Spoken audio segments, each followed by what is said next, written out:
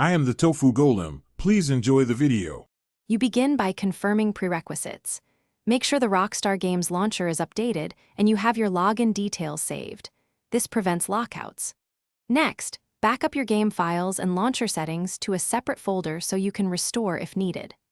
Once done, verify system time, network adapter state, and basic firewall settings because mismatched time or blocked network calls are common causes of offline failures. Now proceed to modify the launcher and network settings carefully.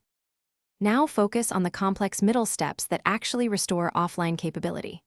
First, close the launcher and clear its cache, deleting web cache and temp folders to remove corrupt tokens. Then whitelist the launcher in Windows Firewall and your antivirus, making sure outbound TCP ports are allowed. This avoids blocked authentication checks. Finally, flush DNS and reset WinSock using ipconfig/flushdins and netch WinSock reset. These network resets remove stale routing or name resolution issues that can keep the launcher stuck offline. Finish by running the launcher as administrator and sign in online at least once. This refreshes your offline token so subsequent launches can work offline.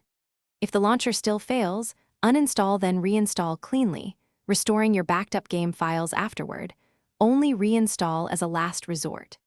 If problems persist, check Windows Event Viewer and the launcher log for specific errors and compare them to Rockstar server status, because sometimes the issue is external. One key troubleshooting tip: try a different network. Thanks for watching. Consider subscribing if we helped you today.